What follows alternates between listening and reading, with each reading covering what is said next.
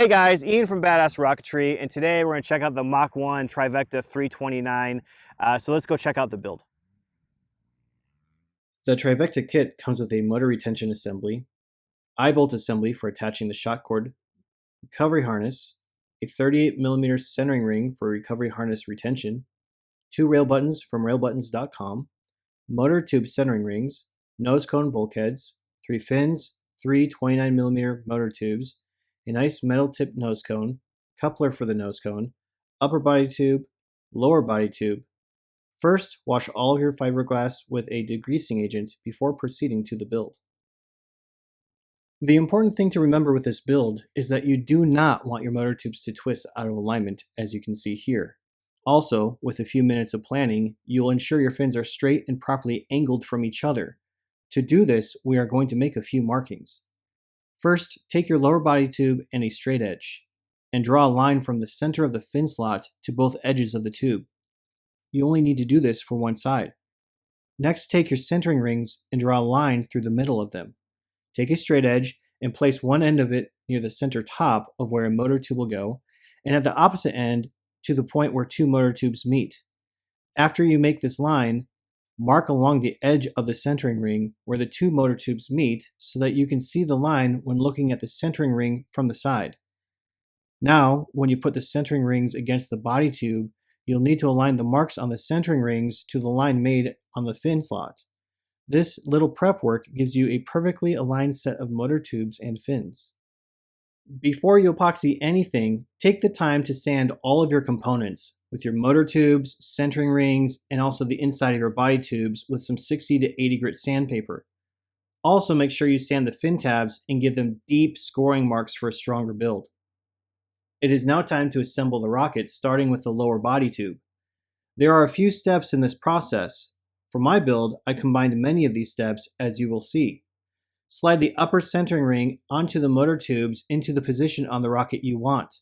For me, it was placed so once the lower body tube was done, they would extend out of it by about ½ inch.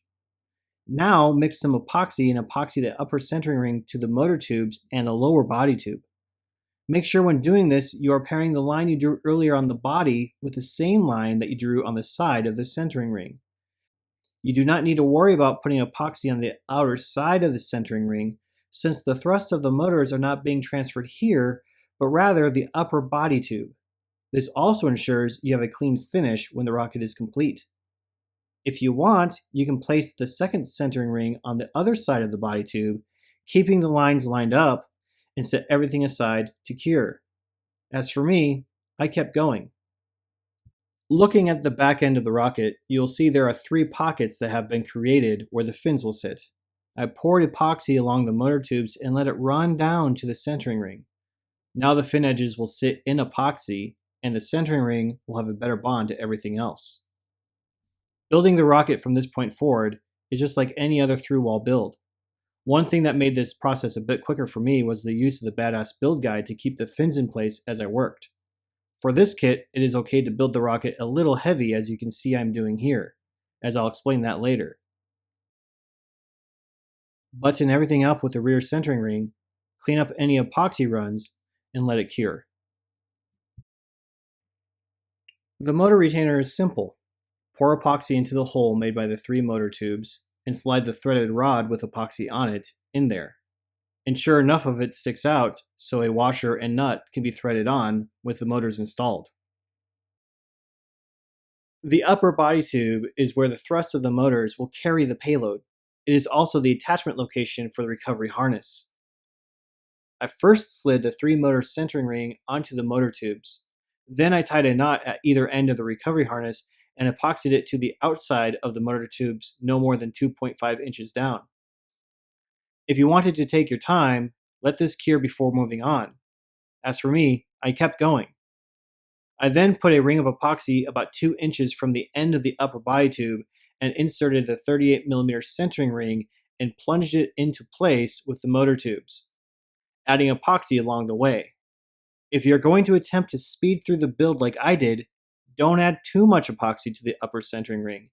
You don't want it to fall down through the hole into your motor tubes, possibly epoxying a recovery harness to the inside of one. All right, guys, so we moved through that process pretty fast on how to build the upper body tube. So let's go ahead and slow it down and tell you how you can take your time and work through some of the paces of making this an easier build if you're not comfortable moving as fast as I did. First thing you'll do is you'll take that 38mm centering ring and you're going to put epoxy all on the inside here, just like we did in the video, and you're going to plunge it up there with your motor tubes, just like the video. You're then going to set it aside to cure and set it like this so the epoxy pools on the centering ring. Don't put it upside down and don't put it on its side, because when you do that, you start to get the epoxy running through that centering ring and you have issues. While that's curing, you can take your recovery harness and you can start epoxying it into the motor tubes like you saw in the video, about 2.5 inches down with a knot on them. Set that aside to cure as well. When all of that is done and cured, you can then take these two components and then you can put them together by sliding these motor tubes into this body tube up against that centering ring and then adding epoxy along the way. You do that and it slows it down just a little bit, but it might give you some success if you're uncomfortable going really fast like I did. I had to take a second to figure out where I wanted to place my rail buttons. Since I'm using Aerotech Hobbyline motors, I decided to put one of the rail buttons near the top of the lower body tube and at the bottom of the upper body tube. If you decide to use longer motors, using a rail button may not be very feasible and you might need to look into getting some conformal rail guides instead. To finish up the build, I use my tried and true method for fillets. They do not need to be very thick because the fin is pushed against the motor tubes inside the fin can. It will take a lot of force to take the fins out of that groove, and that is also why we poured epoxy along that path when setting the fins in the first place.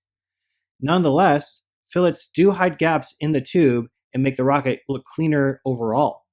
So whatever method you use, take your time because the overall quality of your build depends on it. The last thing to do was the nose cone. Epoxy the coupler into the nose cone, then start working on the bulkheads. If they are not epoxied together, do that first with some 5-minute epoxy. Then drill a 1/4-inch hole into the center of them. After that is done, assemble the eye bolt mount, and lastly, epoxy the whole assembly into the other end of the coupler that is now part of the nose cone. And that's it. The Trivecta is now done and ready for paint. Okay, I hope you liked that video. I hope you like the Trivecta. The truth is, this is a cool rocket. It's a great starter rocket if this is your first cluster. 3 motors, cool design, great performance. Fiberglass means it's going to last a while and take a beating. Because it is a cluster, it's considered to be a complex kit, and there's things that we need to talk about regarding that, as well as some things about this kit in particular. So let's talk about motors. Your motor choice is going to be important, and you need to think about that when you first get this kit before you start building. The first thing to think about is the 29mm that you have seen here is it could require a level 1 or a level 2 certification to fly it. That's because it is a cluster. You can fly up to 320 Newton seconds of total motor thrust on a level 0, which means you're not certified. All that means is that your G motors have to stay below 106 Newton seconds each to stay within that. If you start getting into I motors, you're gonna get into level 2 territory. So just keep that in mind as you are building this kit, what size motors you're gonna put in there, make sure that you stay within your certification level. Additionally, the length of the motor is going to matter. Here I have the rail button and it impedes the motor tube that we have on that rail button.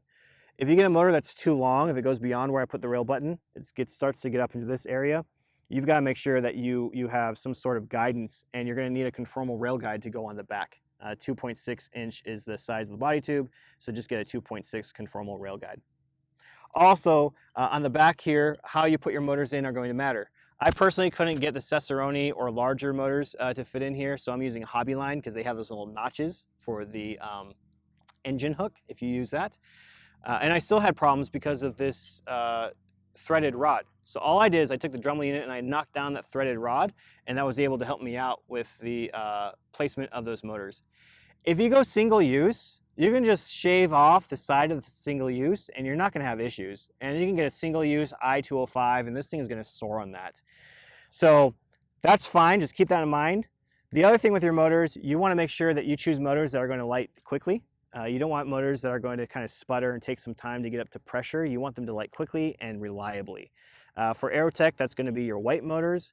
That might be your blue motors for Aerotech. For Cesaroni, if you go that route, they have a little bit more success, people are saying, on the Cesaroni motors, but make sure you do your research. And then the last thing when it comes down to your motors is you want to make sure that you have a motor that's going to give you the right kind of delay, okay?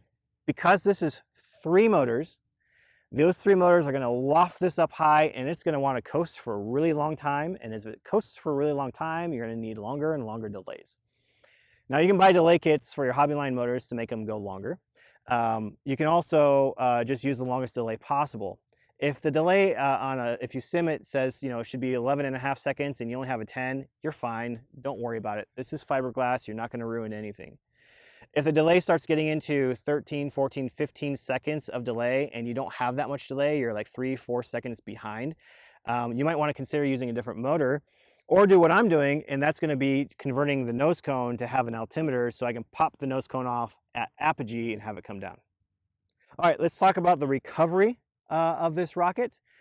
This is going to require a 48-inch parachute to bring it down safely. That's a flat parachute, and you're going to need to pack that pretty tight and have pretty good skills with wrapping that parachute up. If you're not comfortable with that, or if it's too tight for your comfort, you can go ahead and just get a larger CD value. You can get a parachute that has more drag on it, and therefore it's smaller, and stick it in. Also, I recommend you go and you get thin Kevlar for your shock cord. You don't need really heavy Kevlar. You don't need really thick nylon. What I recommend is, because of the delay, and the delays are just a little bit shorter than most people are comfortable with, put as long of a shock cord in there as you can. Go to Amazon, go to Emma Kites, get their 1,500-pound braided Kevlar, make that your shock cord, and put 30 feet of that in here. It's going to just compact and be small. And I guarantee you, with your shorter delays, if that's the route you took, you're going to have absolutely no problem at all. Once again, it's fiberglass, and that long shock cord is going to have it be, it's going to let it slow down to when the parachute pops out and deploys, you're not going to have any issues. Also, this can get quite a bit of altitude, and so you're going to want to get a chute release for your parachute unless you want to go walking a long distance. Here in the desert, it does get kind of windy, so a chute release, dual deployment, all that is absolutely necessary. For those of you that have trees around, you know exactly what I'm talking about. So make sure that you get a chute release for this rocket. Jolly Logic sells a great one. If you don't have a chute release, or you want to try something different, or you have a cable cutter or prairie twister, you can go ahead and use those as well. Once again, you're going to want to modify your nose cone and the coupler to hold an altimeter. I'm actually doing that on this rocket. That's why you can see these bolts right here on the nose cone. I'm going to put a video up for you guys at some time pretty soon here to show you how I modified this to actually have an altimeter inside. So those are the ins and outs of the rockets. I'm telling you what, if you just keep that in mind and you just use that as a reference as you build this rocket, you're going to build a beautiful rocket. You're going to have a lot of success with this particular kit, and it's going to be something that's going to really impress everybody out there on the field. So take a look at the rocket, take a look at the video, go ahead and buy it. I'm Ian from Badass Rocketry. Remember, badass starts with the build. Peace out. I'll talk to you later.